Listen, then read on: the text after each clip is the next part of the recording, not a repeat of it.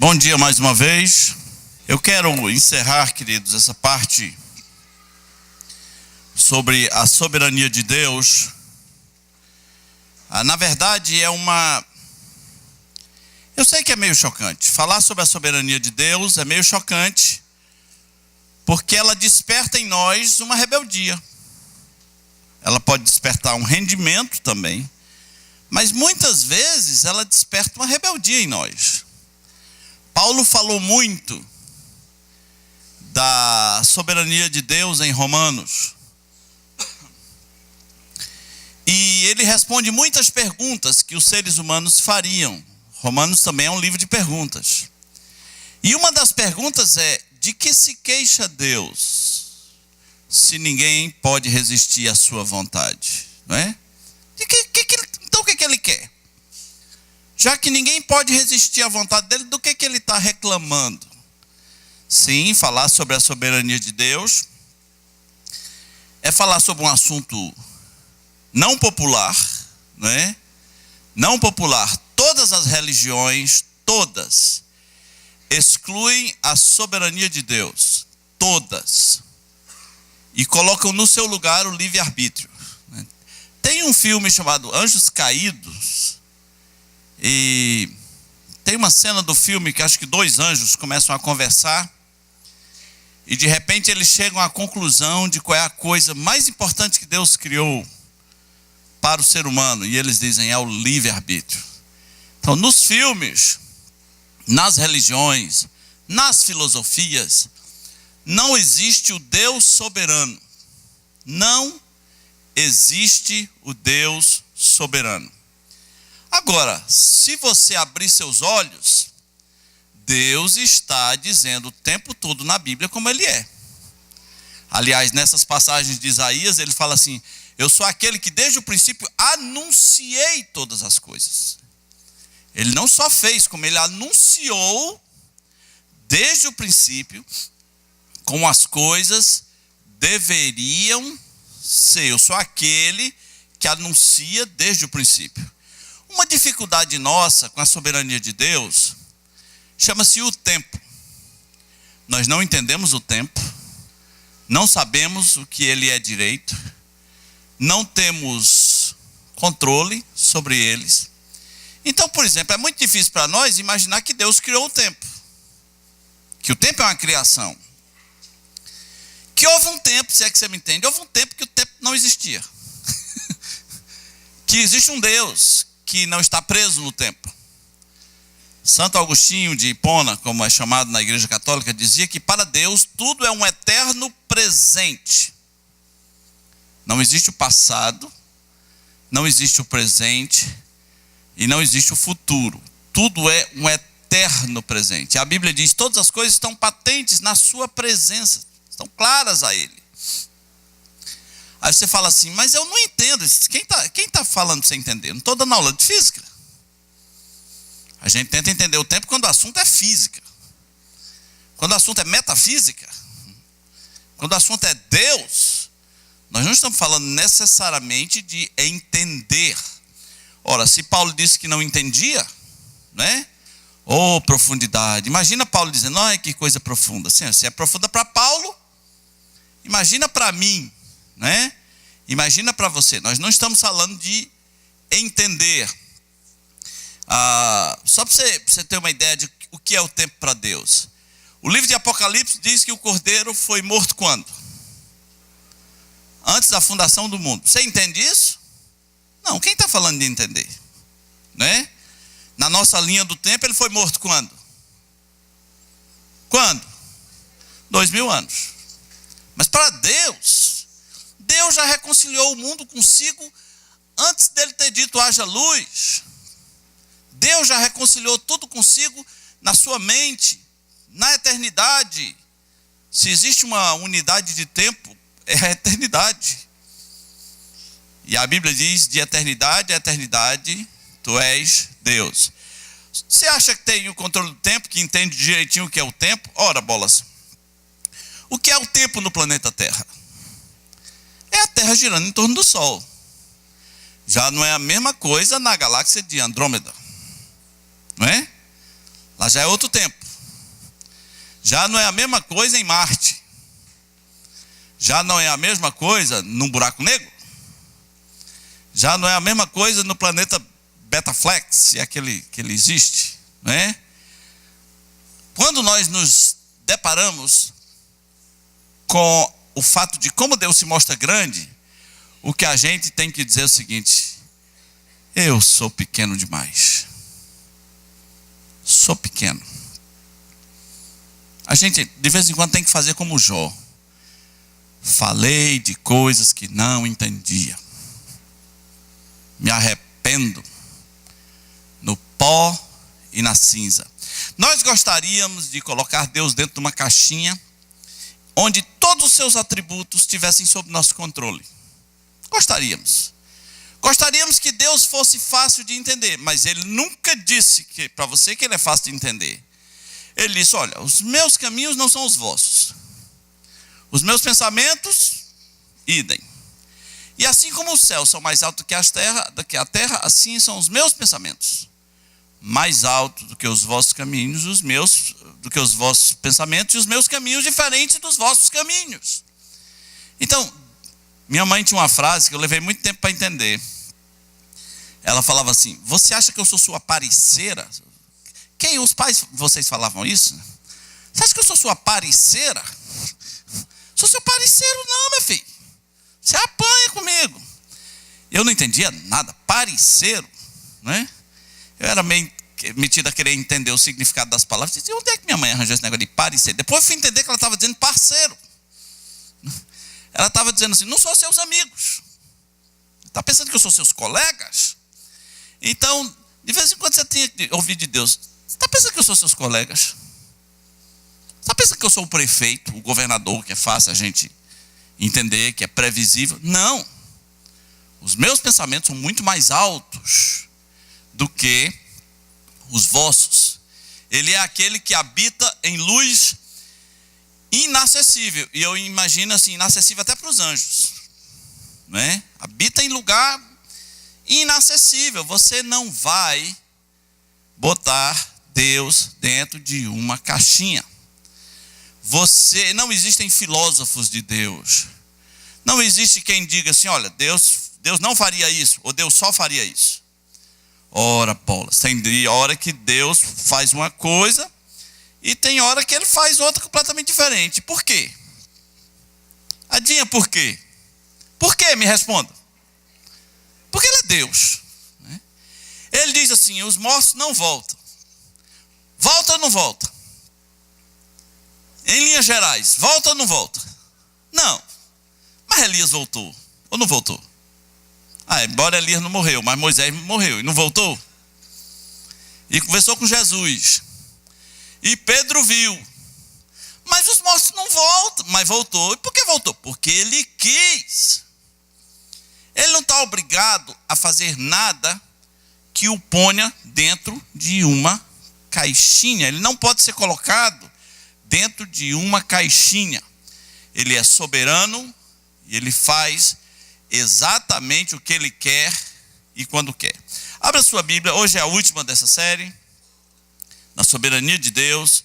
Eu usei essa sessão aqui, de Isaías 40 a 48, como referência. Eu achei ela uma sessão poderosa sobre o Deus soberano. Mas eu recomendo outra para você, outra sessão, que é a Bíblia toda. É na Bíblia toda que Deus se mostra no controle de todas as coisas. Muitos pastores da minha geração chegaram à seguinte conclusão: Deus não está no controle. Recentemente, no Brasil, nos Estados Unidos, Philip Yancey: Deus não está no controle. No Brasil, Ed Renekiewicz: Deus não está no controle. Meu conterrâneo, Ricardo Gondim: Deus não está no controle. Eles estão namorando com uma coisa chamada teísmo aberto. Ricardo Gondim chegou a dizer que um Deus que sabe que um tsunami vai matar milhares de pessoas e não faz nada, não é um Deus, é um demônio. Porque se ele estivesse no controle, ele só faria o que Ricardo Gondim quer. Nesse caso, Ricardo Gondim estaria no controle, né? O humanismo estaria no controle, a mente humana estaria no controle. Sua avó, que tinha suas próprias concepções sobre Deus, estaria no controle. Deus não faz o que Gondim quer, o que Marcos Lopes quer, o que Ed René quer, Deus faz o que Ele quer. Efésios 1:11 diz: aquele que faz todas as coisas segundo o conselho de quem? Da sua vontade. Nunca esqueça Efésios 1:11. O padrão é o conselho da vontade dele. Mas para que isso? Por ser o beneplácito. Poucas pessoas conhecem a palavra beneplácito. Não é negócio de bené, né? É beneplácito. Não é um homem, o sobrenome plácito. É beneplácito. Beneplácito quer dizer seu bel prazer. Só porque Ele quer. Então Deus tem beneplácito? Tem. Só Ele tem. Você pode ter um beneplácito. Vai se frustrar, né? Assim, eu vou botar minha mão no fogo só para o meu beneplácito. Você vai ser um manéplácito se você fizer isso, né? Não vai dar legal. Então Deus não pode ser colocado dentro de uma caixinha. Aprenda isso de uma vez por todas. Ele só é fiel a Ele mesmo. Ele não é fiel a nenhum sistema. Ele não é fiel aos batistas, aos assembleianos, aos católicos. Deus não cabe dentro de nenhuma teologia. Deus não cabe dentro de nenhum sistema. Ele frustra os teólogos. Ele frustra os sábios. Ele pega de surpresa todo mundo, porque ele não é previsível em certas coisas, especialmente no aspecto da sua soberania. Isaías 45:7 tem uma informação muito chocante. Tipo, muito. Diz assim: eu formo a luz, eu crio as trevas, eu faço a paz e crio o mal. Eu, o Senhor, faço todas estas coisas. Diferente do que você pensa, de que o mundo tem dois deuses. Você não admite isso, mas o seu mundo tem dois deuses. Um que controla o bem, outro que controla o mal. Quando acontece uma coisa boa, é de Deus, né? É de Deus. Quando acontece uma coisa ruim, foi quem? O diabo. Ora, a Bíblia diz que ele faz nascer o sol sobre quem? Sobre os maus e os bons. Ele não está limitado a esses critérios de bem com bem, mal com mal, bem me quer, mal me quer, né? Mamãe disse que eu queria essa que é boa, mas tem música dessa que é ruim. Ele não está preso a nada disso. Os puritanos e outros teólogos do século XVIII tiveram muita dificuldade num negócio chamado Assembleia de Westminster. Reuniram mentes brilhantes para criar uma confissão teológica. O que nós cremos? E muitas coisas eram fáceis de definir. Muitas coisas eram fáceis de botar em palavra. As escrituras, o pecado, os anjos, o homem, a igreja. Mas quando chegou no mal, havia uma pergunta: quem criou o mal? E isso levou a uma outra pergunta: quem é responsável pelo mal moral? E eram mentes brilhantes, brilhantes mesmo.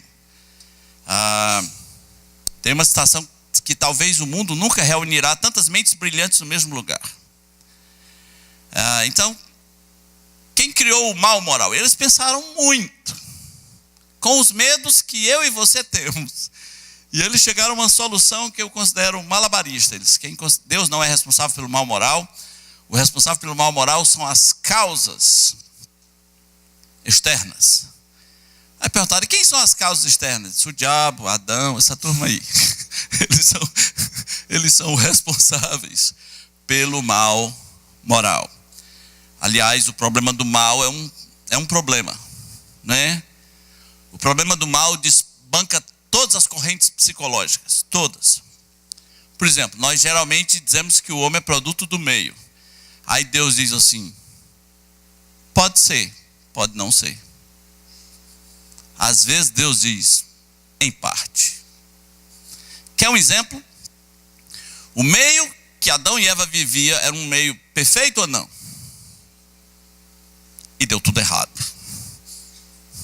Né? Existem causas alheias ao meio. Causas exteriores ao meio, que pode virar tudo de cabeça para baixo. É por isso que você tem um filho no juiz que vira assaltante de carro, né? Ladrão de carro. Por isso que você tem um cara na favela no seu pior nível, que vira um sociólogo famoso. Tem um cara lá no Rio de Janeiro chamado Caio Ferraz. E é por isso que você tem, às vezes, uma pessoa que a mãe vinha de uma situação horrível, o pai preso, a mãe prostituta, a avó viciada em rapé, álcool e maconha, e a pessoa sai completamente diferente. Então, o meio nos explica até a página 2. Mas existem elementos exteriores ao meio, dos quais nós nunca vamos ter controle. O mal começou aonde? No céu. Como é que eu vou entender isso? Nunca. Minha mente não tem condições. Eu acho que nem depois de morto terei. Acho que isso pertence a Deus, né? O mal começou num ambiente perfeito. Em um ser perfeito. Perfeito eras em todos os teus caminhos. Até que... E o que ocasionou esse até que, não sou eu quem vai te explicar. E nem estou afim. Eu posso narrar para você. Como foi? Entrou bobagem no coração do Satanás. Ele disse, eu serei semelhante ao Altíssimo. Me assentarei no seu trono. Ok, mas de onde vieram os pensamentos maus para Satanás? O deísmo tenta explicar isso da seguinte maneira. Diz, olha, no princípio existia Deus. Deus era totalmente bom. Aí meio que um irmão de Deus do mal, uma parte que se destacou, se separou dele, que vai ser chamado de demiurgo, este sim criou a matéria e criou o mal. O mal não pode ter vindo de Deus e a matéria não pode ter vindo de Deus, porque Deus só cria coisas boas. Então foi esse outro Deus. Eu acho que os crentes às vezes são deístas, né? O demiurgo deles é Satanás. Satanás não é apresentado na Bíblia como criador. A Bíblia diz que o Senhor fala, eu sou o criador. Satanás é muito estranho para o nosso pensamento. Mas se serve de consolo, Satanás é um pitbull na coleira. Tem limites. E uma frase muito pesada de Lutero sobre Satanás é relacionado com a soberania de Deus, até o diabo é o diabo de Deus. Ele só vai até aonde Deus permite. Mas não há dois deuses no controle. Não há dois deuses. Nunca leu Deuteronômio 6,4? Eu sou o único Deus. Eu sou o único Senhor. Você pode dizer tudo sobre o diabo. Diga que ele é ruim, diga que ele é o rabudo, que ele é o tinhoso. Diga que ele é ardido. Diga o que quiser. Só não diga que ele é o soberano do mal. Nunca diga isso. Há um Deus que controla todas as coisas. E você não tem capacidade de entender isso. Você não tem. Eu não tenho. O que devemos é admitir essa incapacidade. Fala, pô, quem sou eu? Para ficar dizendo como Deus deveria ser? Para ficar dizendo o que ele deveria fazer? Lembre, isso desperta uma rebeldia em nós. Uma professora, colega de trabalho minha, morreu. O marido dela chegou para mim e perguntou, por que Deus levou minha esposa? Por que não leva um ladrão, não leva um bandido, não leva um político safado? Tinha que levar minha esposa. Disse, meu amigo, não pertence a mim. Às vezes os bons são levados, os maus deixados. Não pertence a mim. E não sou eu quem vai dizer como deve ser. Uma vez eu estava assistindo o Datena. Você sabe que o Datena tem ódio na voz, né? Aí estavam filmando uma rebelião. Os caras fugindo do presídio com aqueles lençóis lá, que eles chamam de Tereza. Tereza, eles fazem uma Tereza, que é uma corda para descer. Aí a Tereza quebrou-se. O cara caiu. Era uma altura muito alta. O cara caiu de espinhar. Se sou eu ali, já estava na glória. O cara caiu de espinhaço, como dizemos, estatelado, né? E levantou-se imediatamente e saiu correndo.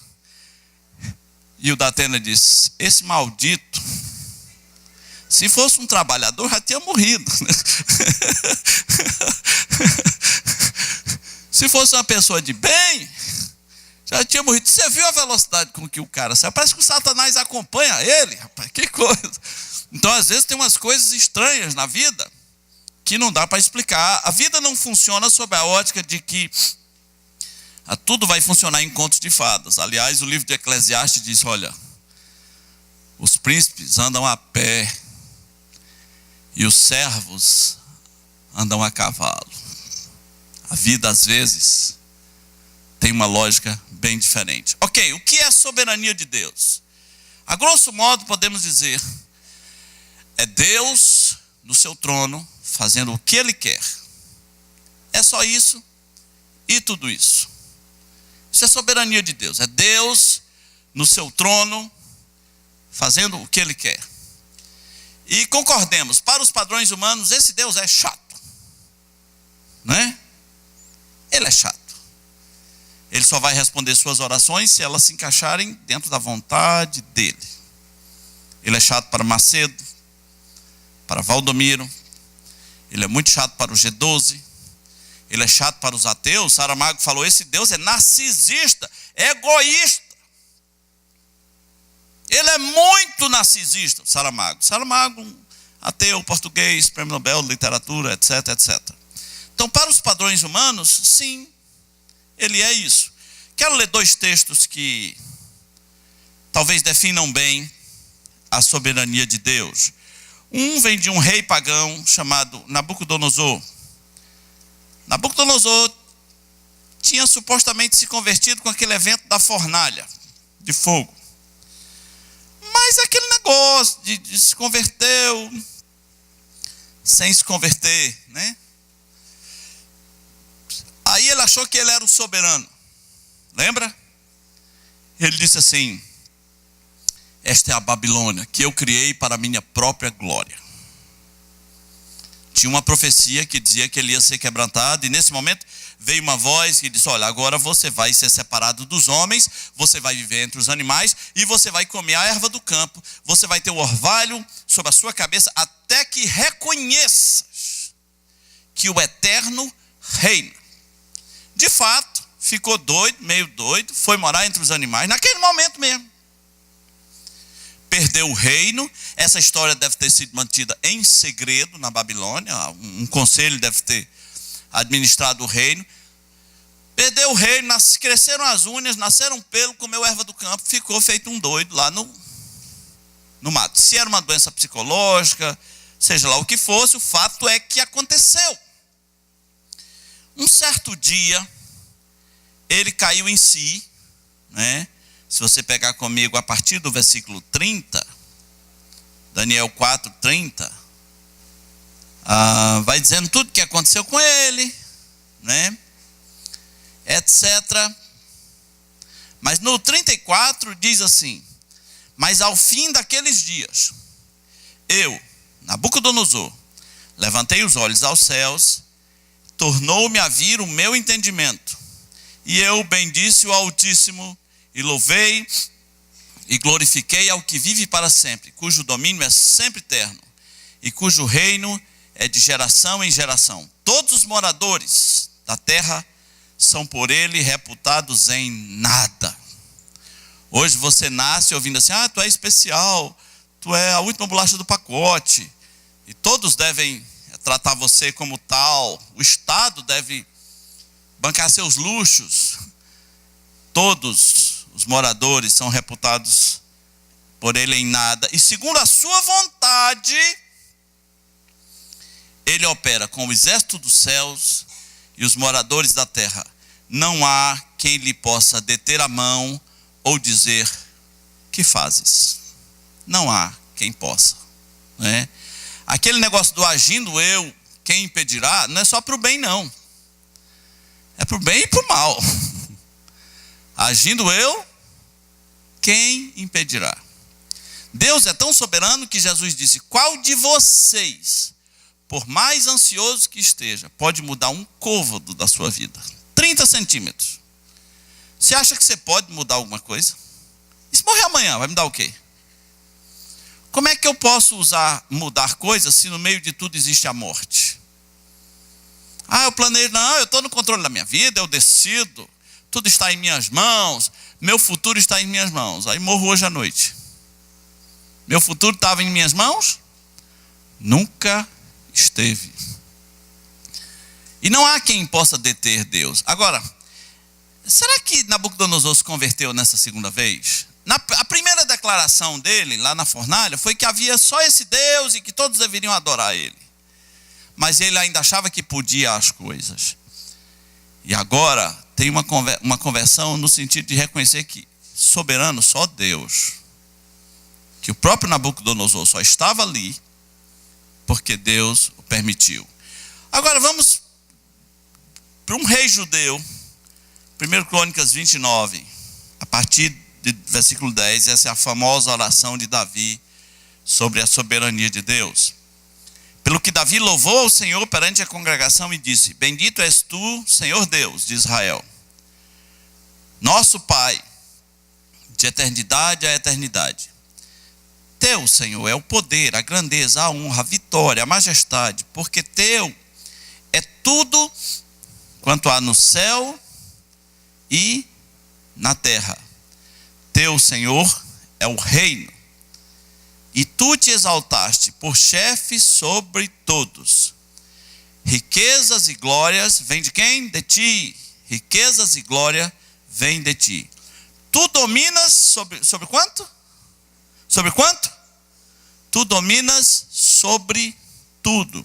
Na tua mão há força e poder, e contigo está o engrandecer, e a tudo dar força. Agora, pois, ó nosso Deus, essa deveria ser a oração de todo cristão diante da soberania de Deus. Agora, pois, ó nosso Deus, graças te damos e louvamos o teu glorioso nome. Veja, não há uma revolta. Se o Senhor é assim, eu me revolto. Pelo contrário, nós te louvamos. Louvamos o teu glorioso nome exatamente porque tu és assim. Existem 4 obstáculos para você crer na soberania de Deus. Um é quando envolve questões de justiça. Nós estamos presos a questões de justiça sem nem saber direito o que é justiça, né? A justiça, meus irmãos, muda até de país para país. Então, quando você diz que uma pessoa é injusta, ou que um juiz foi injusto, que um presidente foi injusto, você está dizendo isso com base nas leis que conhecemos. Agora, quando você disser que Deus é injusto, você vai dizer isso baseado em que lei? Que código?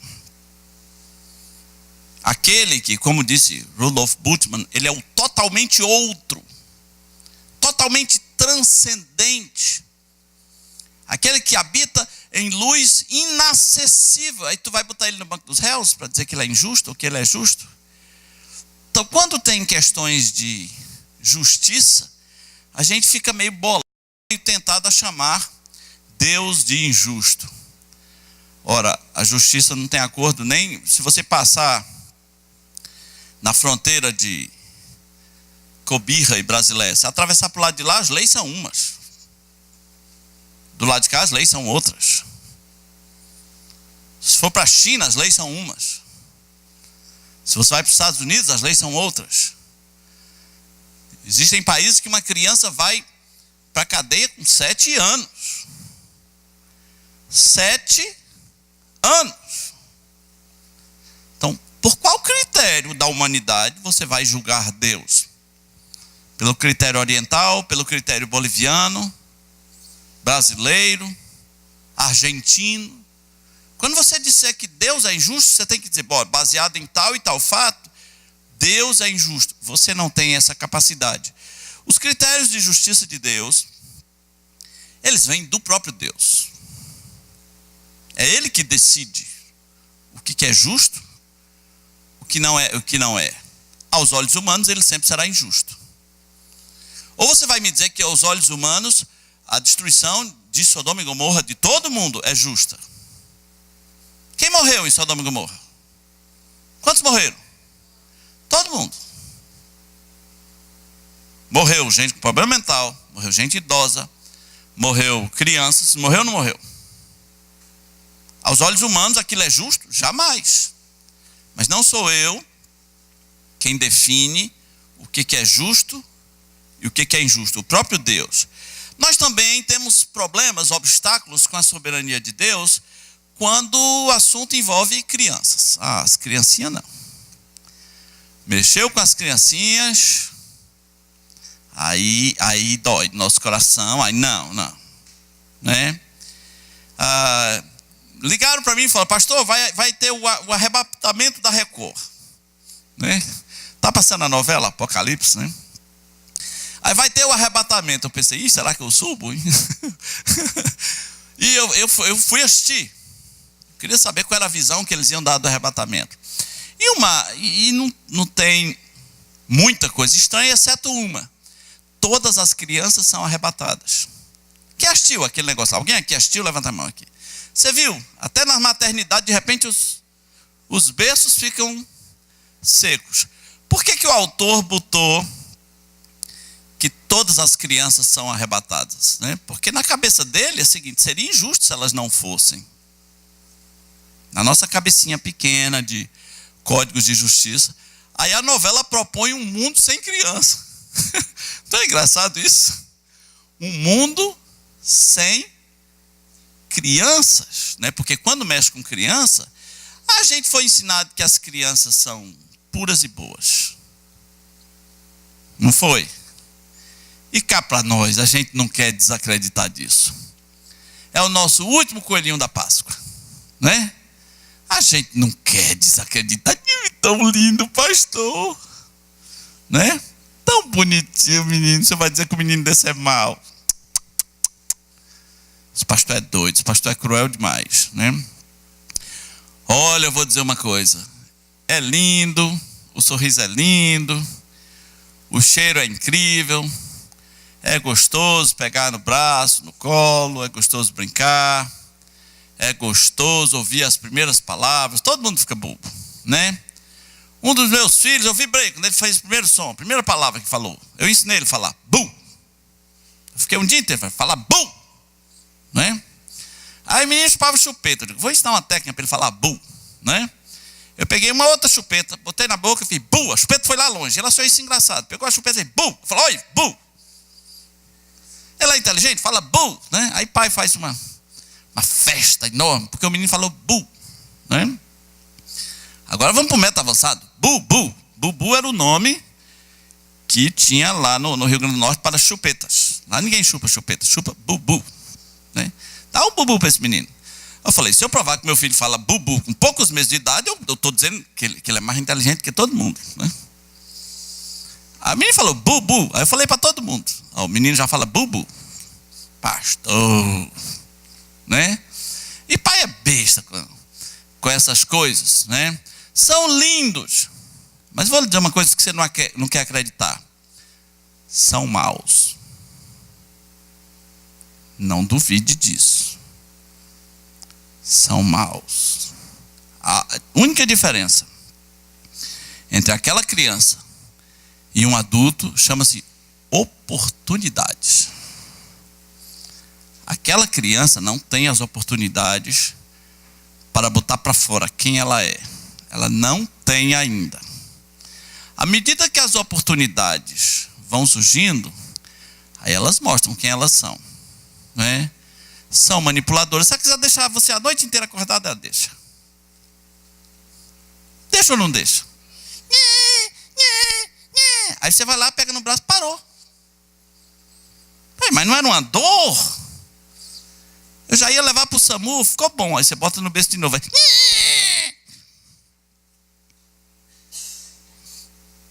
Você deve lembrar a primeira vez que seu filho estribuchou. Né? Não tem? Tem um dia assim que ele mostra. Eu sou má. Ele estribucha. Você está trocando a fralda, ele... Que é isso, gente? É o baby? Ele estribuchou. Então, irmão, aqui na igreja, que diz que o menino estribuchou, ele deu um grito enorme, assim, de muitos decibéis. Para o menino entender que havia alguém que mandava. Né? Não vou dizer como é o nome do maluco, não. Quando o menino estribucha, você devia pegar esses 2 dedos e dar uma palmada no calcanhar dele. Olha, não estribucha não. Nem dói. Não dói. Mas ele vai chorar. Né? O quê? Alguns pais falam, papai, desculpa.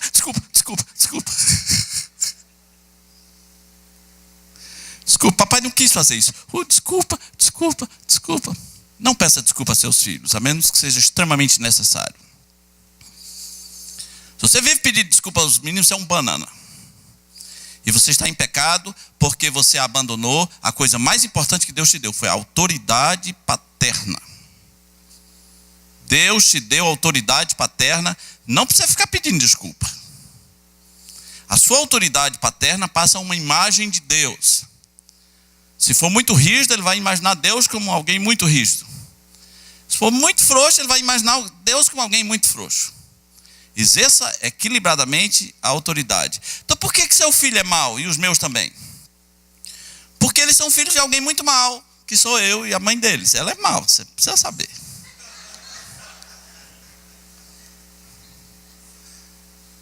E porque nós que o geramos, somos filhos de alguém mais mau do que nós. Né? Que são filhos de Adão, gente. Você não pode imaginar que a raça inteira é descendente de Adão, mas o seu filho é descendente de Miguel, arcanjo. Não é. E o que eu estou lhe dizendo que ele é mau, vai lhe ajudar muito a evangelizá-lo. Acredite.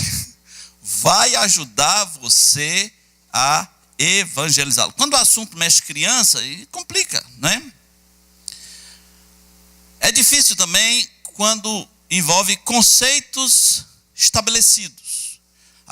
Na vida, a gente estabelece conceitos. E se Deus não se encaixar nesse conceito, a gente acha que é Deus que está errado. Não. Você estabeleceu os conceitos, você e muita gente, sem combinar com Deus. E Ele não tem que se encaixar nos seus conceitos. Geralmente a coisa funciona mais ou menos assim. Deus não faria isso. Quando você vai para a Bíblia, você fica sabendo que Deus faz o que Ele quer. Como lhe agrada. Deus não faria isso, Deus não faria aquilo, Deus não faria isso, Deus não faria aquilo. A mulher de Jó entrou em pânico. Né? Jó entrou em pânico. Porque aí vem o nosso quarto problema. Quando envolve o problema do mal. De onde vem o mal? Jó era um homem bom aos olhos humanos. E ele mesmo achava, eu não mereço estar passando o que eu estou passando. Mas foi brabo o que aconteceu ali. Aí a mulher dele falou, rapaz, sabe de uma coisa? Amaldiçoa esse teu Deus e morre. E Jó disse, tu falas como uma doida. Alguns maridos decoraram esse versículo, eles vivem repetindo isso para as mulheres. Né? Tu fala como uma doida. Tu tá doida. Né? Você fala como uma louca. Nós temos recebido de Deus o bem, não receberíamos dele também o mal? A Nova Bíblia Viva diz assim, não receberíamos dele também as desgraças? O problema do mal é um mistério. E um mistério insolúvel. Ninguém conseguiu resolver o problema do mal. Ninguém. O mal está no critério de Deuteronômio 29. As coisas reveladas pertencem a nós. Ponto. E as ocultas pertencem a Deus. As reveladas pertencem a nós e aos nossos filhos. Jó não tinha a mínima noção do que estava acontecendo. Não cabia a ele nem aos seus amigos argumentar as razões. Cabia a ele a entender que há um Deus soberano que permite, que controla todas as coisas. Qual o caminho para você se livrar dos obstáculos? Número 1, aceite que você é pequeno. Tem hora que é melhor ficar calado. Rapaz, eu não sei. Ninguém sabe. Ninguém vai destrinchar certos problemas. Aceite, em segundo lugar, Deuteronômio 29, 29. O que diz? Acabei de dizer há pouco tempo. As coisas reveladas pertencem a nós e aos nossos filhos. E as ocultas pertencem a Deus. Existe um departamento chamado coisas ocultas. É confidencial.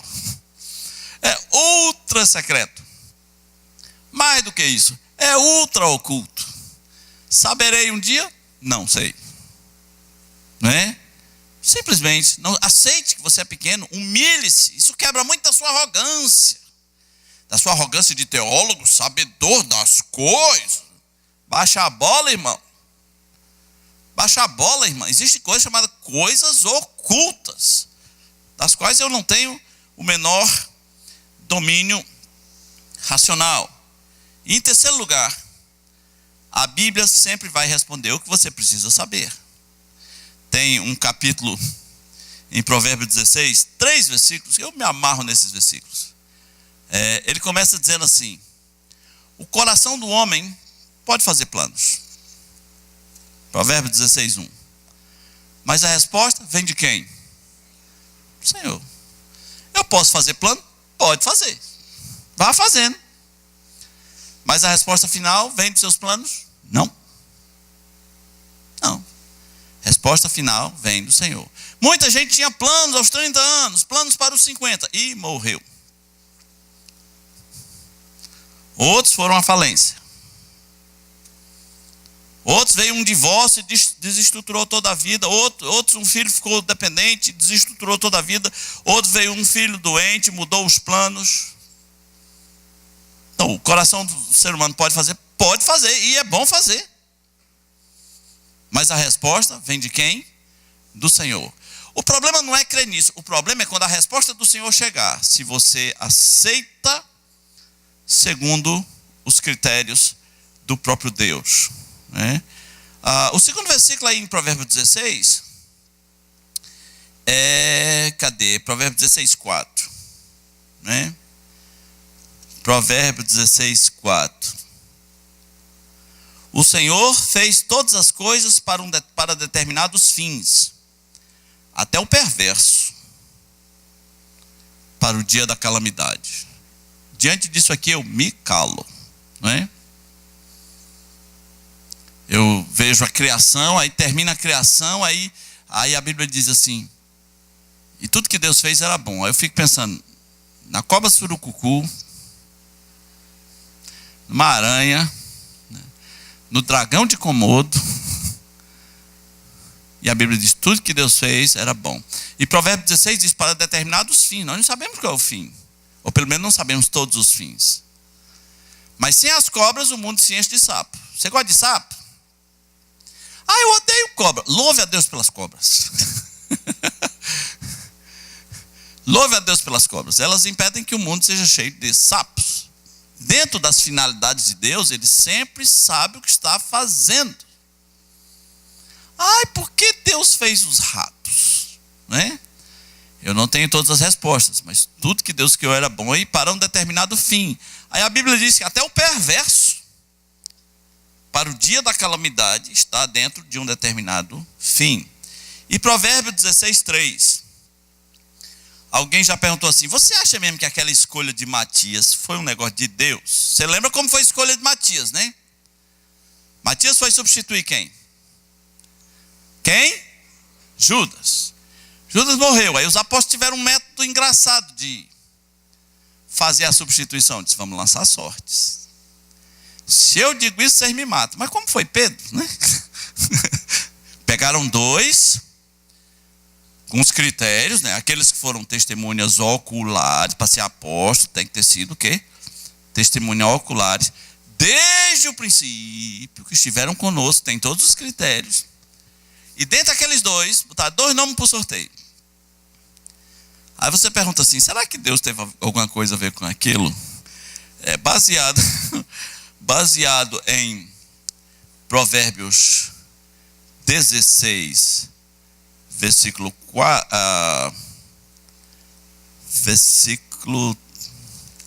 3, não. Lança-se a sorte no regaço.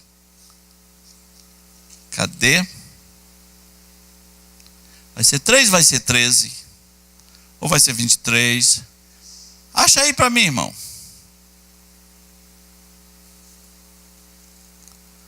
Nós vamos achar, não é possível. 33, eu sabia que tinha 3, né?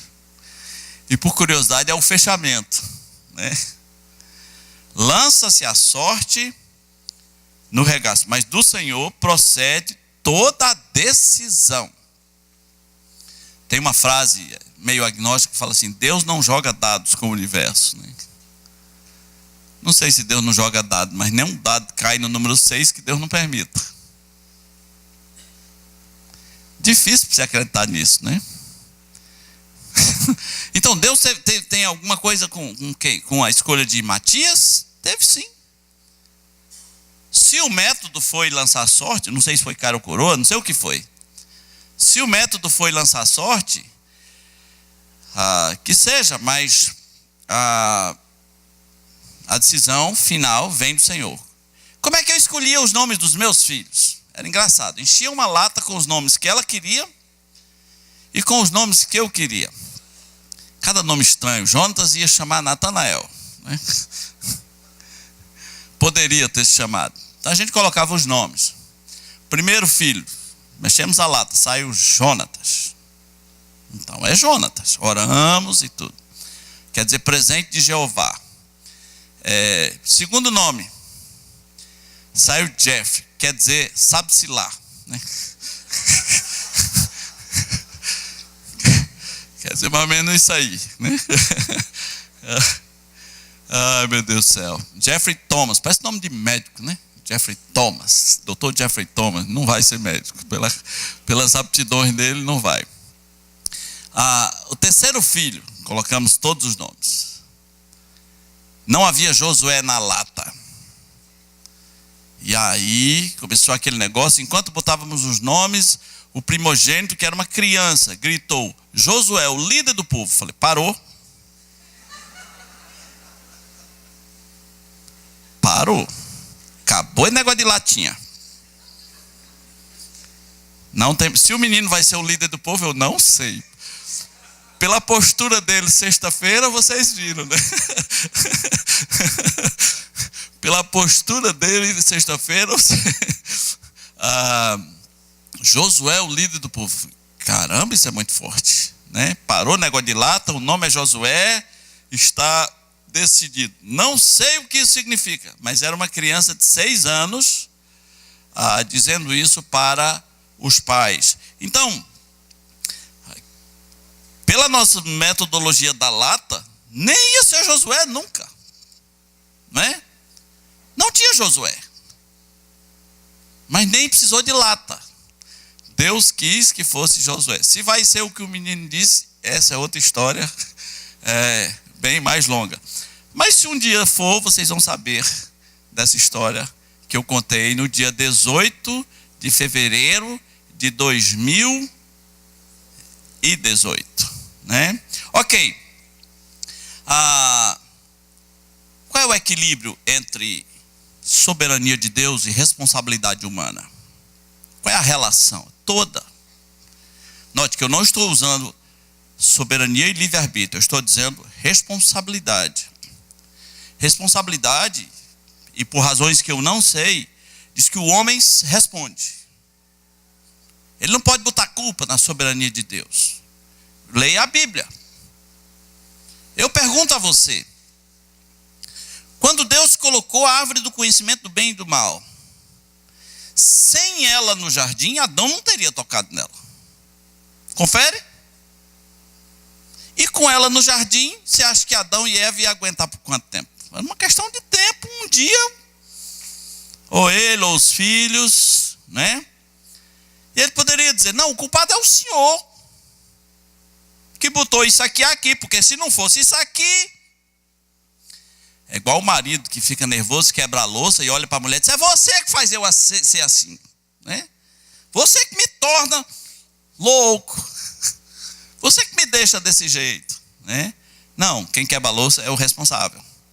Pode ser que ela te deixe assim, ou que ele te deixe assim, mas quem quebrou a louça foi você. Então existe uma coisa chamada responsabilidade humana. O ser humano responde. Responde. Quem não ouviu o evangelho vai responder por seus pecados. E acredite, metade do mundo não ouviu. Quando Sansão foi para os filisteus, a Bíblia diz várias vezes, e isso vinha do Senhor. Mas ele respondeu. Vinha do Senhor para usar de ocasião contra os filisteus. Foi porque ele quis, foi. Mas Deus não quisesse que ele não tinha ido, não tinha ido. Porque Deus ia usar aquele ato final para destruir o templo dos filisteus. Mas Sansão perde os olhos. Então qual é a relação entre soberania de Deus e responsabilidade humana? Uma vez um professor meu disse que soberania de Deus e livre-arbítrio existiam as duas coisas e elas eram perfeitamente harmonizáveis. E eu pensei, não são não. Mas não são mesmo. Ciro não escolheu ser Ciro. Eu não escolhi nascer na família pobre. Eu nasci na América errada. Por mim eu teria nascido em Massachusetts. Não são equilibráveis. Há coisas sobre as quais eu não tenho o menor domínio. Tem gente nesse mundo que tem tanta dificuldade com inteligência, parece ter um QI do Homer Simpson, né? Tem um QI 27. Se uma pessoa normal está ali entre 80 e 100, né? Os mais inteligentes chegam em 110, 120. Eu tive um professor, conheci uma pessoa que tinha 160. Então, tem gente que a gente olha assim e diz: meu Deus, como veio a esse mundo assim, né? Eu tive uma aluna de inglês chamada Maria Antônia. Eu explicava tudo, era um exercício, eu explicava tudo, façam assim, todo mundo entendia. Entendeu, Maria Antônia? Disse: entendi, sim, senhor. Quando todo mundo começa a fazer, ela diz: agora diga o que eu tenho que fazer. Todas as vezes, nunca foi diferente. Tem gente que vê um mundo tão bonito, né? Parece umas bonequinhas de porcelana, aquelas coisas bonitas. Tem uns que parecem uns trem virado. E acredita, eles não escolheram, né? Eles não escolheram. Aliás, é chato ser muito bonito e é chato ser muito feio, né? Cada um tem que ser inteligente para dar a volta por cima e ser atraentes por fatores que superem tudo isso. Mas não são harmonizáveis. A gente não tem como harmonizar essas coisas. Mas a responsabilidade humana é claro. O ser humano vai responder. Satanás vai responder. Como o mal entrou no universo? Não sei. Satanás vai responder. O céu é assim, o julgamento final. Seja Deus verdadeiro e todo homem mentiroso. Agora, para a gente concluir. Se Deus não é soberano, irmãos, então o diabo tem tanto poder quanto ele. Confere. Ou ele é totalmente soberano, ou ele é meio soberano, é um soberaninho. Ou Deus é totalmente soberano, nada está fora do seu controle, ou ele é um soberaninho. Se uma coisa estivesse fora do controle de Deus, tudo daria errado. Não teria a menor possibilidade das profecias se cumprirem. Tudo só vai ser do jeito que ele quer, porque ele é soberano. 2 versículos para a gente encerrar. Eu sei que vocês estão com fome. Um deles é Isaías 46:10. E se alguém tiver coragem, eu vou abrir 3 minutos para perguntas. Isaías 46:10. Deus se apresenta assim: que desde o princípio anuncio o que há de acontecer, desde a antiguidade. As coisas que ainda não sucederam. Só pode fazer isso quem é soberano, não é? As coisas que ainda não sucederam, eu digo, o meu conselho permanecerá e farei toda a minha vontade. Isaías 44, 6.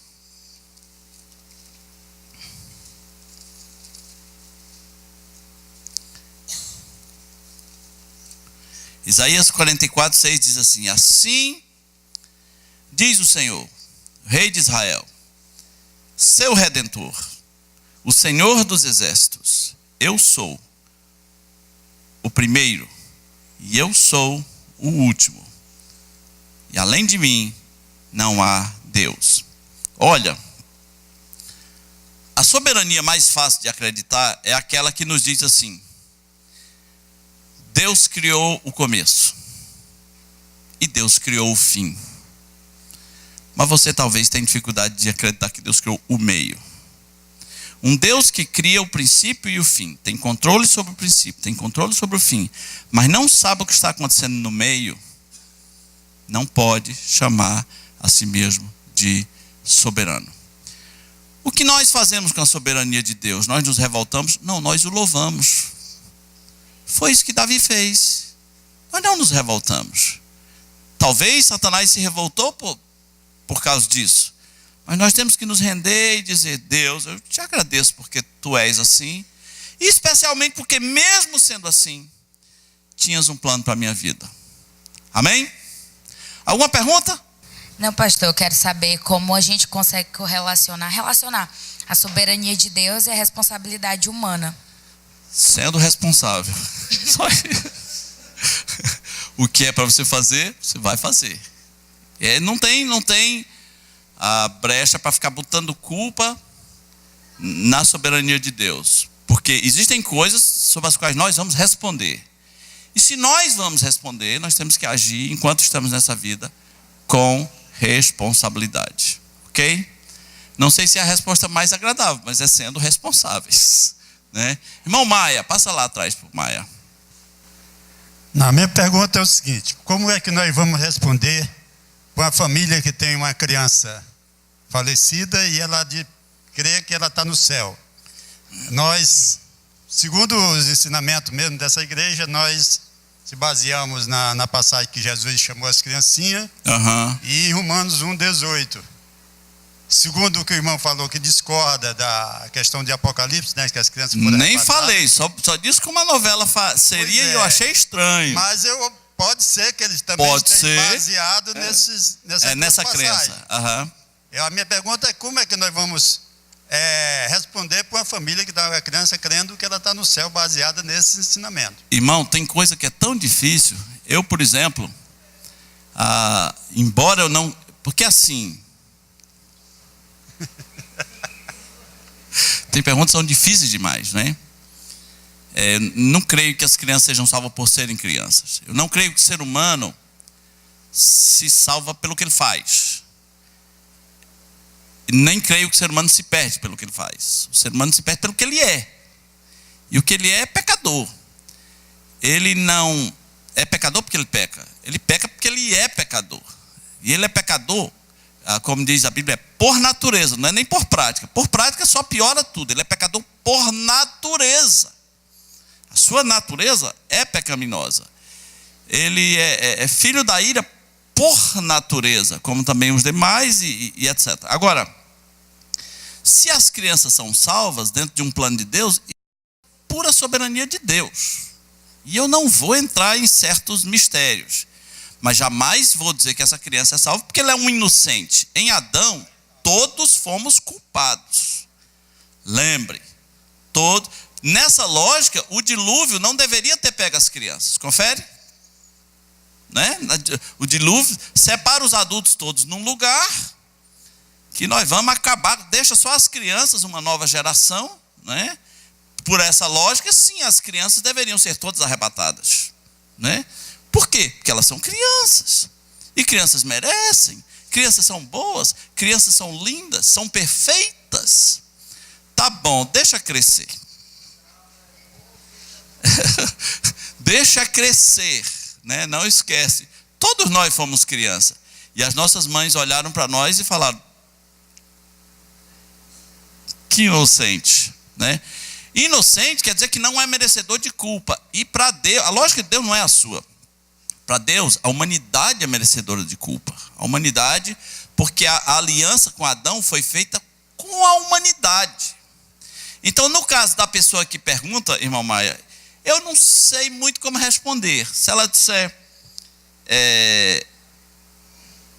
o meu filho foi para o céu, eu digo, irmãos, dentro do plano de Deus, eu espero que sim, que vamos encontrar com ele nos céus, né?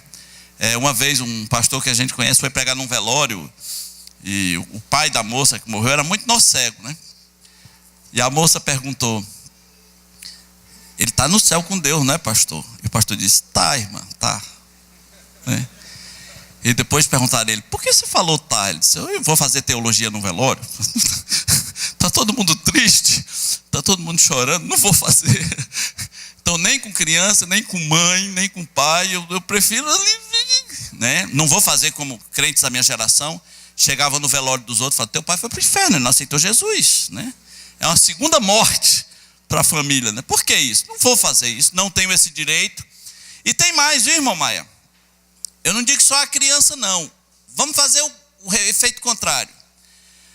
Crente adora botar os outros no inferno, ou não é? Se morreu o Tim Maia, os crentes dizem o quê? Foi para onde? Foi para onde?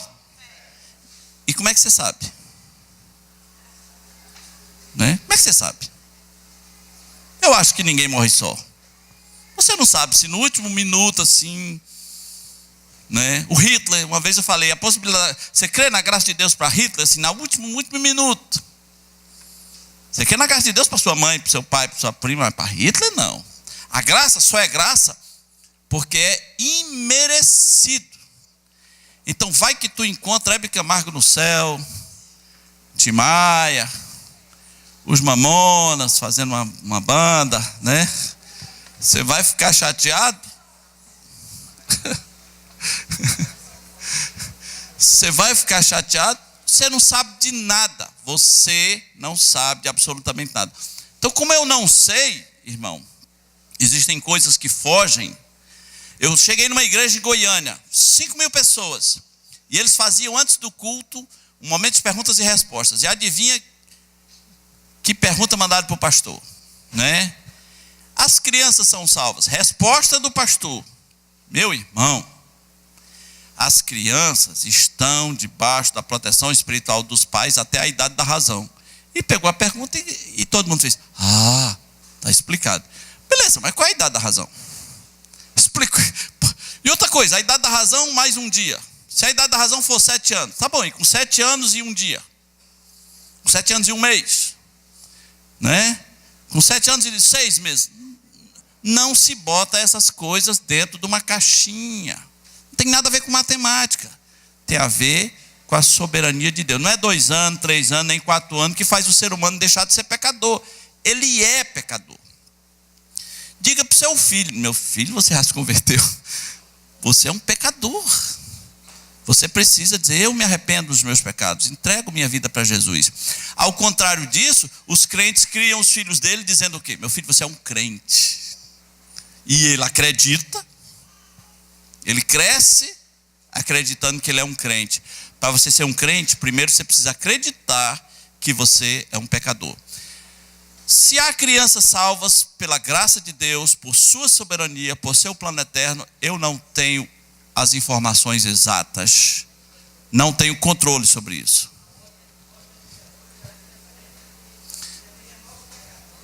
Como é que é? Eu vim chamar os pecadores, né? Quanto ao versículo de Jesus, das tais ao reino dos céus, ele está usando uma ilustração. Se você ler os 2 textos paralelos, né? Depois ele vai dizer, depois ele compara o seu rebanho a crianças, né? Aos pequeninos. Porque se as crianças forem salvas porque são crianças, o aborto é uma bênção, ou não é? Eita, peguei vocês. Não é? As clínicas de aborto são centros evangelísticos. Porque por essa lógica, cada um que morre vai para onde? Oh, coisa maravilhosa. Sim.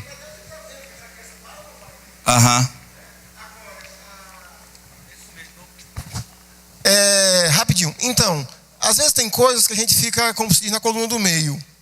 A posição vamos colocar assim, da pecaminosidade humana, ela é geral, o ser humano é pecador. Morreu sem Cristo, a condenação. Mas, por outro lado, tem essas, de fato, 2 vezes que Jesus se coloca, e coloca essa questão de que dos tais é o reino dos céus. Mesmo em um dos textos sendo uma ilustração, mas não há como a gente ignorar esse contraponto que ele põe. Os dispensacionalistas clássicos, todos eles, inclusive o Tim LaHaye, que escreve aquela série Deixados para Trás, ele crê exatamente nisso. Agora, em nenhum ponto eu vi quem crê que uma criança, se morrer, vai para o céu, atribuindo isso à inocência ou à não pecaminosidade da criança, mas sim um plano soberano de Deus que alcançaria... Se elas forem salvas, é por causa de um plano soberano de Deus, não por serem crianças. Sim. E se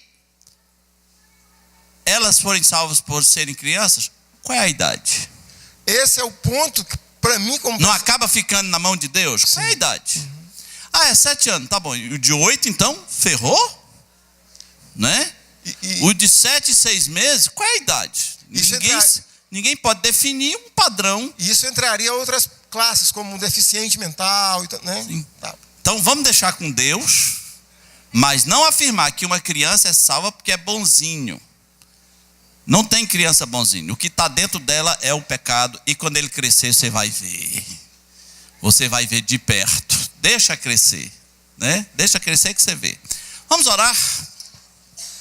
Vamos ficar de pé então.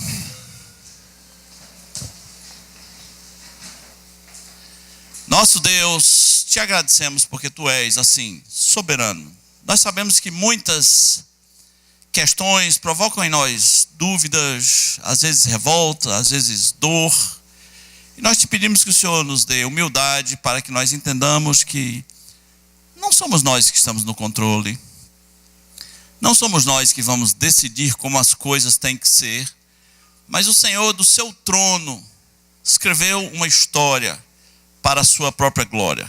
Que nós nos encaixemos nessa sintonia com os céus, com os anjos que te louvam pelo que tu és, com os teus servos do passado que te louvaram pelo que tu és, e não, meu Deus, por te louvarmos pelo que nós gostaríamos que o Senhor fosse. Ajuda-nos a nos submeter completamente em Ti, a Ti, seja qual for a situação, diante das notícias da vida, das alegrias da vida, das tragédias da vida, que o Senhor continue sendo o nosso Deus, o alvo da nossa adoração, a quem nós agradecemos por ter enviado Jesus ao mundo e aos nossos corações. Pedimos que seja assim em nome de Jesus. Amém.